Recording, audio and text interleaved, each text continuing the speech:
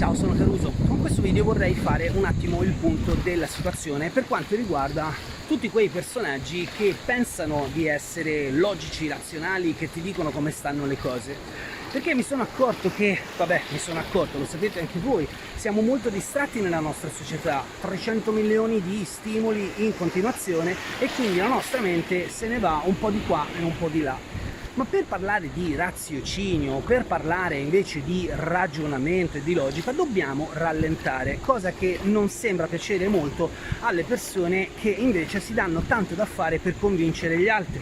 Allora, facciamo un attimo la sequenza più corretta e anzi mi piace dire più funzionale.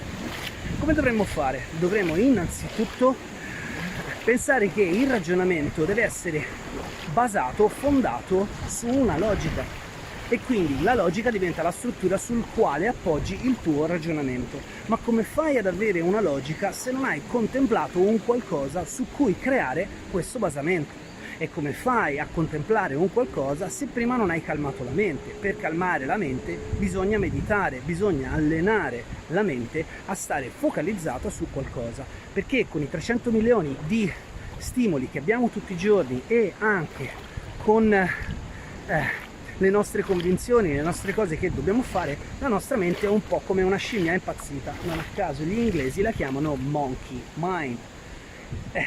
Allora, per calmare la mente facciamo la sequenza al contrario. Per calmare la mente dobbiamo meditare un po' tutti i giorni, allenare la nostra mente a stare calma. A quel punto diventa lavorabile o, come dicono gli inglesi, workable.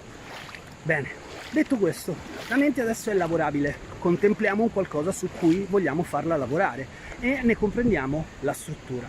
Quando ne abbiamo compreso la struttura, possiamo finalmente creare una logica sulla quale metteremo il nostro ragionamento. A quel punto anche la parte del nostro raziocinio è contenta, ma finalmente avete utilizzato una struttura che è funzionale e non a vanvera, ok?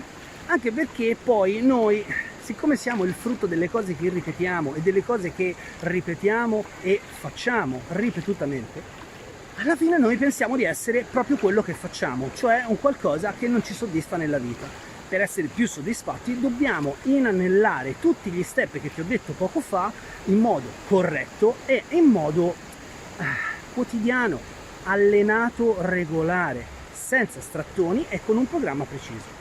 Allora, se sei intenzionato a sapere di più riguardo questi concetti, fammelo sapere sotto nei commenti. Se mi vuoi contattare e scoprire il tuo programma soggettivo specifico per realizzare il tuo obiettivo, contattami www.carusocolzi.com e ti dirò tutto. E a me non resta da dirti altro che da Caruso Colzi è tutto. Ti auguro una splendida giornata. Ciao!